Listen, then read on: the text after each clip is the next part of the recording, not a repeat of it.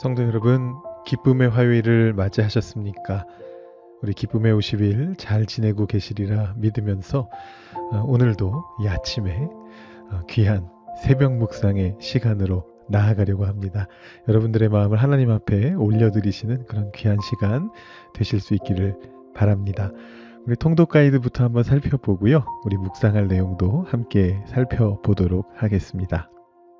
오늘 우리가 읽게 되는 통독할 내용들은 역대하 19장부터 21장까지의 내용입니다. 19장과 20장은 여호사밧이라고 하는 왕을 다루고 있고요. 21장은 여호람이라고 하는 왕을 다루고 있습니다. 제가 며칠 전부터 계속해서 그런 이야기들을 말씀드리고 있는데 아사왕, 여호사밧 왕, 중요한 왕입니다. 이렇게 말씀드리고 있고 또 우리가 열왕기서에서도 한번 이 왕들에 대해서 대략적으로 살펴봤었습니다. 그럼에도 불구하고 아직도 조금 어느 왕이 대충 언제쯤 있었던 왕이고 어떤 왕이고 이런 게 조금 헷갈리실 수 있겠다 이런 생각이 듭니다. 그래서 제가 오늘은 이 유다 왕들의 일람표를 한번 준비해 봤습니다. 앞에 지금 띄워드리고 있는데요. 보시면 1대 르호보암 왕부터 마지막 시드기야 왕, 20대 왕까지 20명의 왕들이 순서대로 이름이 적혀 있습니다. 어제 말씀드렸던 아사 왕은 3대 왕이고요. 그 다음에 여호사밧 왕의 이야기가 어제 말씀과 오늘 말씀에 걸쳐 있습니다. 4대 왕입니다. 그리고 오늘 말씀은 여호람 왕까지 이어집니다. 5번 5대 왕인 여호람 왕까지 이어지고 있습니다. 보시면 중요한 왕이라고 말씀드렸던 아사 왕 41년 동안 재위했고요. 여호사밧 왕도 25년 동안이나 재위하는 것을 보실 수가 있는데 길게 재위한 만큼 중요하고 게다가 선한 일을 하기 위해 애쓴 왕들이기 때문에 또한 중요한 왕입니다. 그래서 여러분들께서 이 왕들에 대해서 다시 한번 생각해 보실 수 있는 시간들이 되면 좋겠고요. 각 장의 내용을 간단하게 이제 요약해 드리자면 먼저 역대하 19장에는 선견자 예후가 나타나서 여호사밧 왕을 책망합니다. 왜냐하면 여호사밧 왕이 아합 왕을 도와서 행동했기 때문인데 그러자 여호사밧 왕이 그것에 대해서 이제 회개하게 되고요. 그 다음에 재판관들을 세워서 공의로운 재판을 하도록 이끄는 이런 내용이 등장하게 되고요. 그 다음에 20장에는 모압과 암몬의 어떤 연합군이 이제 침략을 하게 됩니다. 그래서 이들과 어떻게 싸워야 하는가 이 문제가 이제 나오는데 그것을 여호사밧 왕은 하나님께 의뢰해가지고 해결하는 이제 그런 장면이 나오게 됩니다. 지금 보시면 그 제목에는 여호사밧과 아람의 전쟁이라고 되어 있는데 제가 지금 말씀드릴 때는 모압과 암몬의 연합군이라고 말씀드렸습니다. 그렇게 차이가 나는 이유는 성경 말씀에 1절 말씀에는 모압과 암몬이라고 되어 있는데 2절 말씀에 나오기로는 아람이라는 표현이 나와서 그렇습니다. 그런데 이 아람이라고 하는 단어는 아마도 그 성경이 전승되는 과정에서 모음이 약간 바뀐 것 같아요. 그래서 아마 실제로는 아람보다는 어쩌면 에돔이나 어떤 다른 곳인데 아람이라고 잘못 나왔을 가능성이 상당히 높고요.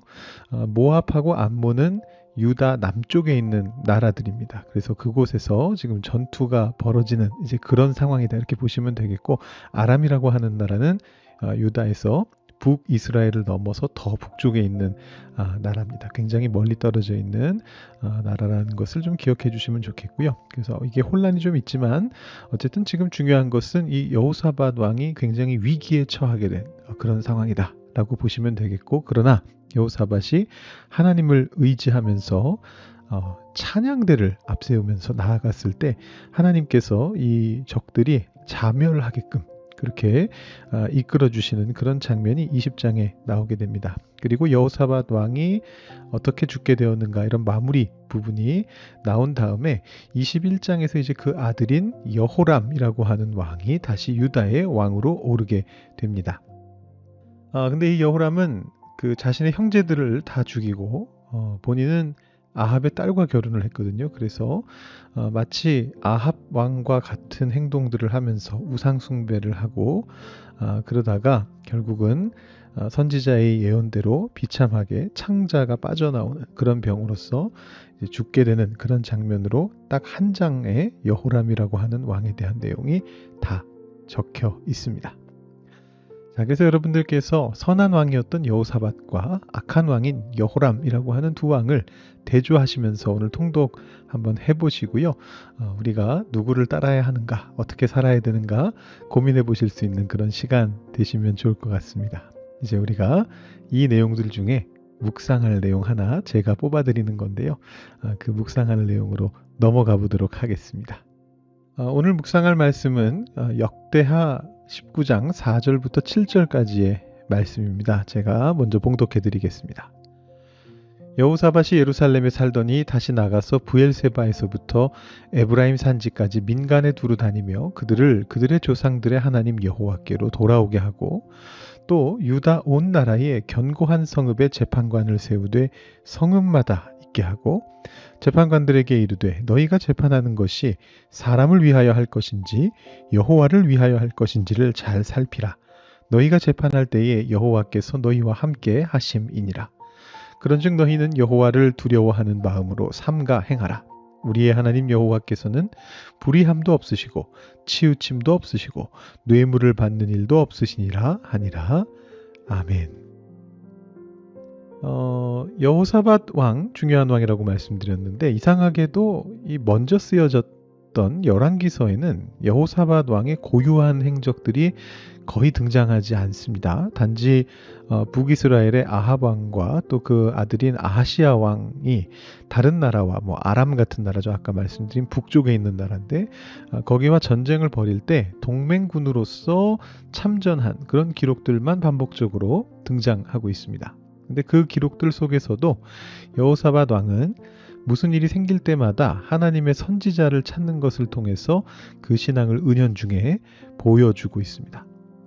그런데 역대기에서는 여호사밧 왕이 어떤 일들을 했는지를 역대기만의 고유한 자료들을 통해서 수록하고 있고요. 그래서 여호사밧 왕의 신앙을 좀 더 깊이 들여다볼 수 있게 해줍니다. 그중 하나가 무엇이었냐면 어제 말씀에서 우리가 읽었던 17장의 사건인데요.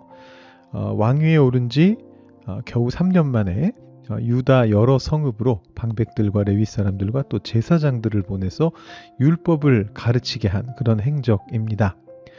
나중에 요시아도 그렇게 비슷하게 하는데 이 여호사밧이 먼저 모범을 보였다 이렇게 말할 수 있고요. 왕위를 계승하고서 뭔가 새로운 시대가 시작되면서 가장 먼저 해야 될 일이 무엇인가? 여호사밧 왕이 생각할 때 그것은 하나님이 어떤 말씀을 하시는가를 배우는 것이었다라는 얘기입니다. 자, 그리고 나서 또 한 가지 여호사밧 왕의 중요한 행적이 오늘 방금 읽은 19장에 등장합니다.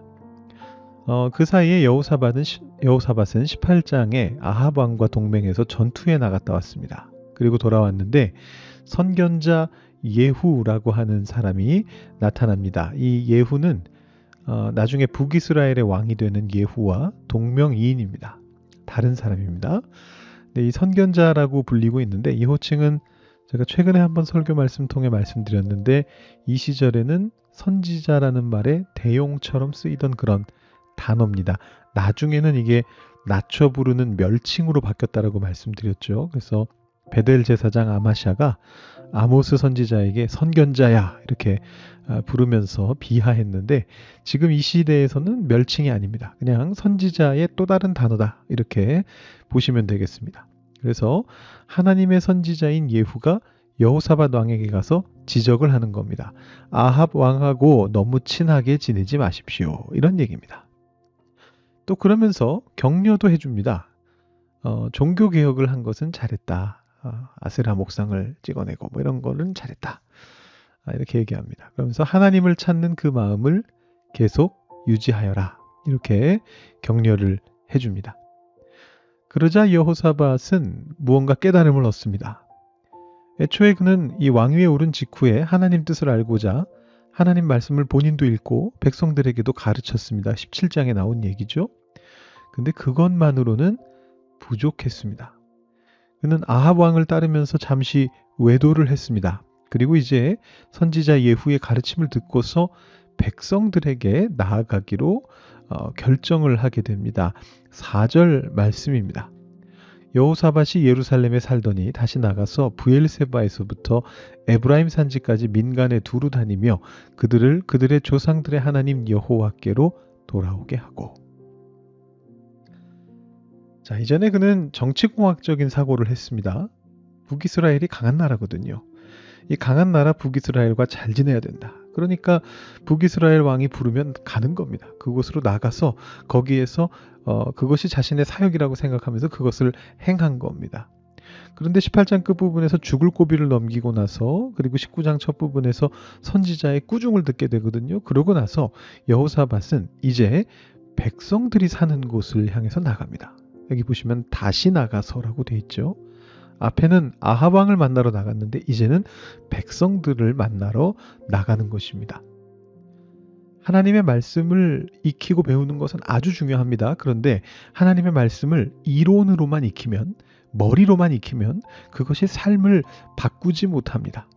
그런데 여호사밧은 이제 깨달음을 얻고 직접 그 삶의 현장으로 나가게 됩니다. 하나님의 말씀이 어떻게 적용돼야 되는지를 보러 가는 겁니다. 두루 살폈습니다. 그리고 나서 그는 결론을 내리게 됩니다. 그 결론은 무엇이냐? 5절, 6절, 7절을 보시면 재판관을 세워야 하겠다. 이 땅에는 재판관이 필요하다. 라는 그런 결론을 내리게 됩니다. 자, 굉장히 흥미로운 결론입니다. 자, 이 선지자 예후가 분명히 왕에게 뭐라 그랬냐 하면 아세라 목상 없앤 거 잘했다. 마음을 기울여서 하나님 찾은 거 잘했다. 이렇게 칭찬했거든요. 그러면 이번에도 결과는 똑같아야 되지 않나요? 백성들에게 율법을 가르쳐야 되지 않을까요? 하나님을 간절히 찾는 어떤 무슨 종교 행사 이런 거를 기획했어야 하지 않을까요? 무슨 연합 예배 이런 거를 준비했어야 되지 않을까요? 온 나라의 온 교인들이 다 모여가지고 연합 예배로 우리가 하나님 앞에 나아가자. 길갈로 가자. 이렇게 했어야 되지 않을까요? 그런데 백성들을 두루 살피고 그들의 상황을 보고 나서 돌아온 여호사밧은 다른 결론을 내렸습니다. 지금 저들에게 필요한 것은 저들이 하나님의 뜻에 따라 살아가게 하기 위해서 지금 당장 가장 필요한 것은 재판관이다. 뇌물을 받고 마치 팔이 안으로 굽는 것처럼 가까운 사람들이나 권력자들이나 부자들에게만 이로운 판결을 내리는 지역 유지들로부터 재판의 권한을 빼앗아서 하나님을 두려워할 줄 아는 사람들을 세워서 재판하게 해야겠다. 이것이 여호사밧의 순행의 결론이었습니다. 이렇게 해서 여호사밧 왕은 종교개혁과 사회개혁을 모두 이룬 인물로 역대기에 기록됩니다. 굉장히 드문 케이스입니다. 여호사밧 왕을 보면서 우리가 배우게 되는 것이 있습니다. 크리스천은 이 땅의 일들에 눈을 감아서는 안 됩니다. 주기도문의 기도문처럼 하나님의 뜻이 이 땅에 이루어지는 그 일에 우리가 관심을 가져야 됩니다. 우리가 사는 캐나다에서 어제 선거가 있었습니다. 투표권이 있으신 분들은 혹시 투표하러 가셨나요? 우리 조국 대한민국도 조만간 대통령 선거를 치르게 됩니다. 우리가 이런 일에도 관심을 가져야만 합니다.